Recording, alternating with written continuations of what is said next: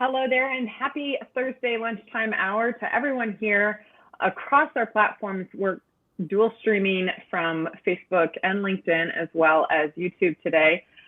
So pleased to have you with us, regardless of which platform you're joining us with. If you're watching this on replay, make sure you drop a comment to say hashtag replay. If you're watching us live, please say hello. We'd love to see you in the comments today. I'm Caroline Milton. I am the founder of Milton Coaching Collective. Every Thursday at the lunchtime hour, I come live to you talking about how to engineer your energy, how to really promote a healthy lifestyle so that we can prevent burnout. With burnout and rising prevalence across our workforce, I find that this is a really important conversation for us to have that oftentimes we're not having. How we can approach our physical, mental, emotional well-being so that we can be our most fulfilled selves. I am so excited for my guest today. She is also an alum of Rose-Hulman Institute of Technology, although we did not cross paths while we were there. We also happen to be sorority sisters, so this is the first time that you can accuse me of nepotism on this platform. But truthfully, I'm so excited to have Andrea Schultz here. She is an engineer and also the founder of the BPD Project, which we'll be talking about today. So Andrea, thank you so much for joining me today. Yes, thank you for having me. All right, we're going to be talking primarily about mental health, how to engineer your mental health. This is a point of passion for you, Andrea, I know. So would you start by talking to us about what led you to start the BPD Project? So really, I've been in therapy since college. So since I was at Rose-Hulman, that's when I first had my really first round of therapy interaction. I've never done it beforehand. And for those 6 years, I've always struggled with, how to apply what I learn in therapy outside of the therapy room. So like during classes, in between classes, social events, and I could never really grasp the concepts or at least apply them. I knew how to use them. I just didn't know how to use them per se. So with the BPD project, I really wanted to kind of give physical products that will allow you to not just practice those DBT skills and stuff you learn in therapy, but really embrace it, really practice and get the core concepts of DBT. So that's how the BPD project was founded. That's incredible. And I resonate a lot with that, of finding so much value in therapy. I was in therapy in college. I took a couple of years off and then started therapy a little while ago. And I totally agree with you. It's so easy for me to apply techniques when I'm in session. But then when I'm in the real world, sometimes that's not so easy. And being able to have physical tools at your dispense, for me, I'm all about building a toolkit, right? I used to work as a maintenance manager. And so we always were talking about what tools do we needed in order to perform our job. So now I'm talking about a very different type of toolkit. And so are you. You're talking about a physical toolkit for improving your mental health. So what exactly is the concept behind BPD Project? Because I think it's a really neat take on providing those tools to help us be at our mental best. So I really want the BPD project to be accessible to everybody. So it's going to be structured as a monthly subscription box that'll be delivered to your door every month with a new DBT skill in mind. So each month we'll focus on a different section of the 4 modules of DBT, more specifically an exact DBT skill like ABC or Please or Dear Man. And the concept behind it is that there will be products that will strengthen those specific skills. So, for example, one of the skills is tip. So the T in tip stands for temperature. So one of the products would be possibly a frozen plastic ice cube that you can put in your freezer. And when you're in the moment, it's hard to think like, oh yeah, let me just grab an ice cube and really focus on like cooling my body temperature down and mindfulness. But when you have a product that's packaged specifically for that, it's a lot easier to apply those concepts and just go and grab it. Yeah. I think this is really, really neat. And I love the idea of a subscription box. For those who are watching who might not be familiar with the acronym BPD, can you share a little bit more about it and why you feel that this needs to be brought to attention for the BPD community? So BPD stands for borderline personality disorder, and it affects 1.6% of the US population. So that's about 4 million people in the United States alone. It's such a huge misunderstood disorder because a lot of people don't really resonate with it, even though a lot of people have it. It's actually misdiagnosed a lot. And so spreading awareness of what it is, how you can cope with it, how loved ones can cope with their loved ones having BPD. It's just such a huge disorder among the mental health community that doesn't get enough attention towards it. Yeah, that's so true. I think that's as a blanket statement can be true about the discussion around mental health, mental illness, and the entire paradigm in between. But that becomes even more of a challenge for those mental diagnoses that are typically cast in, with a shadow over them. So things that people kind of knee-jerk react to and think, I don't know how comfortable I feel about being around someone who has this mental diagnosis because I don't know what a healthy, safe relationship with them looks like. And, some of that for me, growing up in a family where there were, different diagnoses around mental health, whether that be bipolar disorders or obsessive compulsive disorders, it was obvious that there were different attitudes within those individual diagnoses and biases against them on how to treat the person, which was really, really strange to try to understand as a kid growing up of, what makes this person different and what do I need to do in order to care for them. And I think, and this is what I wanted to talk to you about today, is I feel like we are in a new age where we can really discuss in a healthy way mental health, mental illness, and the paradigm of that in the workplace, and how to really embrace all forms of working in all, mental health paradigms. So what do you think is changing in that regard for you as an engineer, and how to navigate the workday for mental health? I think we are definitely in that era where in the workplace, mental health is being a lot more focused upon. I know recently Microsoft just scheduled a whole week off for mental health for their employees. So that's starting to become more prevalent in the workforce. I think as an engineer, especially I work in a very small firm as a sales engineer, a software sales engineer. And so it's understandable that I'm going to require a flexible schedule. And that's something that's given to me, that I have really great people that I work with. I have a good team that they understand that if I need a day off because of mental health, it's not questioned as much anymore as it used to be. It used to be so strict upon that, as an engineer, like you're here from 9 to 5 and like that's your schedule. But now it's becoming more common to have those flexible schedules, and an understanding that if you have an appointment to go to, you just go. Like you don't have to explain yourself. You don't have to pre-schedule with your boss and have an in-depth discussion. It's just something that's becoming normal in the workforce, and that's something that's really great to see. Absolutely.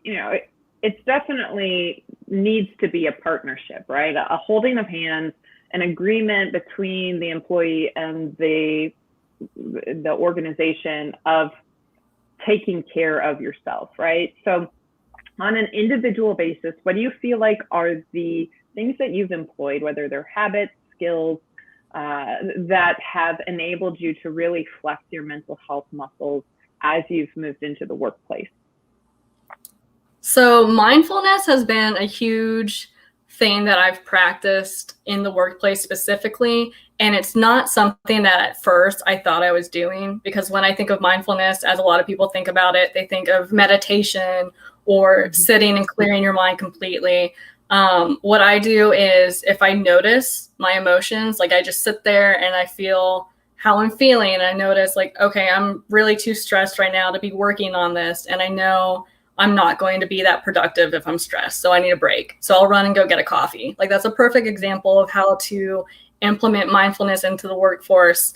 Or even just going to the bathroom and taking a few breaths before you go back to work. That's something that's very easy. You can do something discreet, and really just kind of seeing where you're at, noticing how your body feels, if you're tense, how your emotions are, and even applying some listening to music to really relax yourself is all different types of mindfulness that a lot of people don't think as mindfulness, but it definitely is.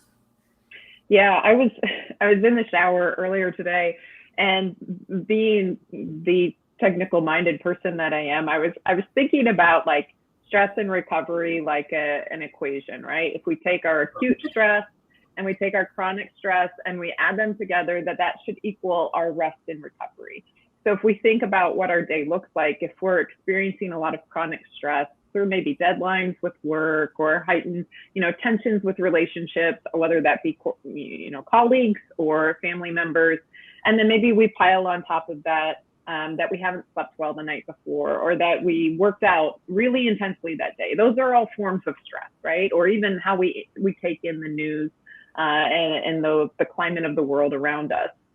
And that when we consider those things, we really need to be balancing that with the ways that we're practicing mindfulness, that regulation of the nervous system, of prioritizing sleep, but also prioritizing those things like taking a pause and taking a deep breath, or getting out, moving your body, taking some deep breaths of fresh air, or practicing presence and not getting ahead of yourself or behind yourself. That those are all really important in that equation of balancing the needs of our stress response, right? And the needs of that entire nervous system that oftentimes flies against what's celebrated in the corporate culture, which is to hustle, which is to work at breakneck speed, which is to commit everything to your work and to live in a state of stress.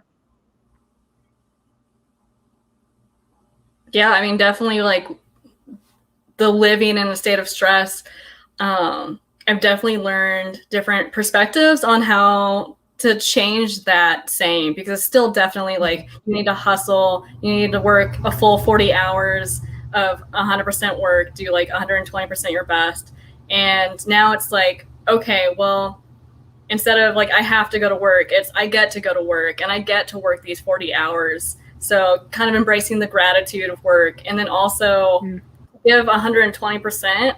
That means I have to take care of myself. And so scheduling me time during my work day, like going to get a coffee or sitting down and having lunch and not working during lunch. Like those are really tiny things that you can do that really still embrace that hustling and working hard. It's just working smarter instead of harder. Yeah. You saying that, the thought that came to my mind was like, I want to start celebrating the days where I'm working 80%, or 70%. That there's the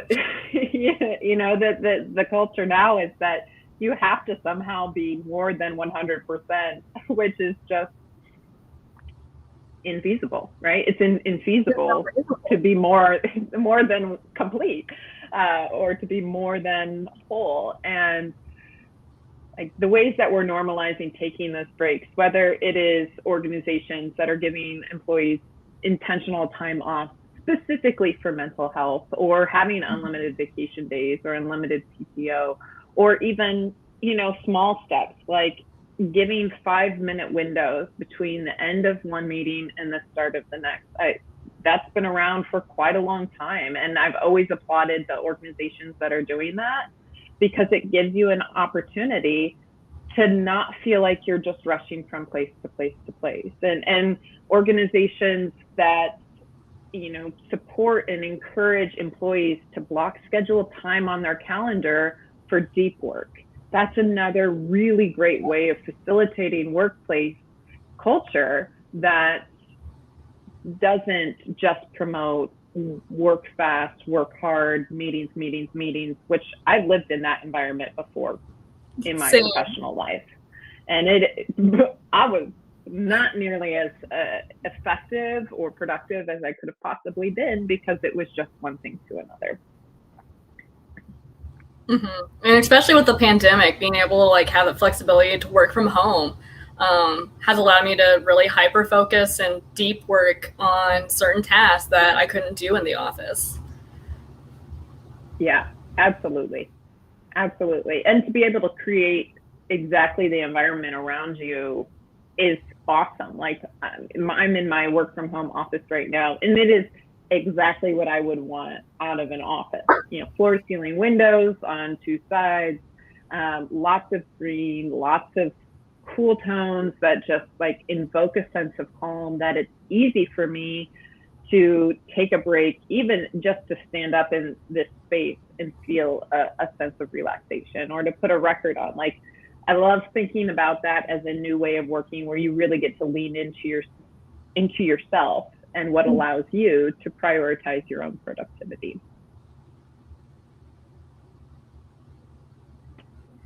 All right. Well, we are, about 17 minutes into this conversation. We've had a comment from YouTube. So Matea says, "Hey there, depressed friend says she doesn't want to talk to anyone, and she doesn't talk to anyone, but she stays online on WhatsApp. It makes me confused as to why she says online. It's been like that for some months." So there's not a question in there. And Matthias, I appreciate this comment. I do want to provide the blanket statement that I should have said at the very beginning, that Andrea and I are not mental health professionals. We are both on the receiving end of mental professional help and support. So we're not here to try to diagnose anyone or provide any advice that would infringe upon what a professional would be able to give. But do you have any thoughts on that comment on, not wanting to talk, but always being online? I'm curious to hear kind of your initial thoughts to that. I've definitely done this before, where even with text messaging, I'll have people, a ton of people who try to reach out to me just asking how I am, and I'm just not in the mood to talk. I definitely hit depression episodes because I'm also bipolar, so those last a few months. And my way of coping with it, to kind of let all these people know that I'm still here, I'm still present in the world, is that I do stay online. I kind of think that is a sense of safety for other people. And even though I'm not in the mindset to really interact with people, I still am conscious enough to let them know hey, I'm okay. I'm still, I'm going through some bad days, but I'm still here. And that is a possibility that they could be doing. Yeah, that's so insightful and such a different answer than I would have given. So I really appreciate your perspective on that.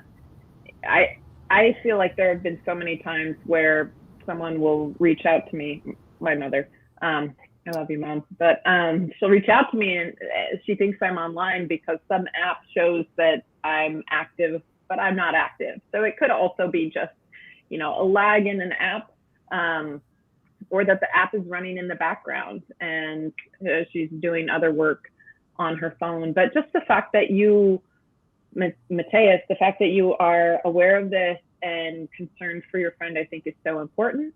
And just continuing to acknowledge them and provide that accessibility for whatever needs that you can help meet, I think is such a great demonstration of friendship. So thanks for your comment. I appreciate that. If you're watching this live with us right now or on replay and you want to ask any other comments, please drop them in the comment box. I will make sure that I get you an answer or Andrea gets you an answer. But I want to leave us with one more discussion around the BPD project. So Andrea, what is it that you really want the viewers who are watching this to know and understand about the BPD project? Ooh, that's a good question. So I'm definitely still I'm still a full-time engineer. I still also struggle with BPD and bipolar disorder. And so being on the other end, whereas most subscription boxes that are mental health based are actually run by therapists who are licensed. This one's completely different. And so I get the privilege to be able to give insight that some people don't have because they haven't had the struggle with BPD specifically. But mental health is always so broad that I believe everybody struggles eventually in their life with mental health, whether it be with depression or anxiety or just everyday stress. So I think even though the BPD project is focused on borderline personality disorder, it's not so specific that it can't apply to you. But throughout my journey as, working full time and then also working full time on a side business, it's definitely difficult, but it's a community that I've built that I love, that I see other people really benefit from. And so I would love to have you join our community. There's a newsletter that I send out once a month on my website, thebpdproject.com. You can sign up for that, and that will let you kind of know what's behind the scenes, what's going on with the box and in my life, so you can relate to your struggles or your encouragements and successes in life. So it's a really safe and encouraging environment that I've created that I'm really proud of, and I think the BPD project is definitely going to flourish here. I applaud you. I think that's so important to create those safe spaces for all of us, right? If I wanted to ask, what stage are you still in the fundraising stage? I know you were in the fundraising stage last month, or perhaps in July. Are you still in the fundraising stage? Yes. So I'll be fundraising on ifundwomen.com. It's under the BPD project on there. I'll be fundraising until the end of October. So there's a lot of different reward levels on any kind of monetary donation versus, 25, 50, 15. There's different options. And even trying to think what else is on there. Yeah, nope, still fundraising. It's definitely been with everything. Yeah, my mind just went blank. So well, ways that you at home can help. You can either visit the BPD project to learn more about the BPD project and Andrea, or you can share, right? Sharing the message is just as helpful. So if you want to connect with Andrea on LinkedIn, you can find her there. You post about your fundraising efforts on LinkedIn, so you can share those posts, like them, help beat the algorithm so that more people are seeing that. Or if you know someone with deep pockets who might be interested in supporting a startup like Andrea's, please spread the word. We sincerely appreciate it. You're doing really important work, and I thank you for it. I always love to see engineers who are just changing the way that we think about things, and that you're doing this in the space of mental health is so awesome. So thank you for being here with me today, Andrea. It was a true pleasure. I'll leave you to the rest of your workday. But folks, we'll be back next Thursday. I have another guest. We'll be talking about transitioning to a life without sport. I mean, you can still have a life with sport, but life after competitive athletics. So that'll be a really interesting conversation. Hope you join me next Thursday, 12 p.m. Central Standard. Andrea, thank you so much. Thank you so much for having me, and I hope everybody has a good day.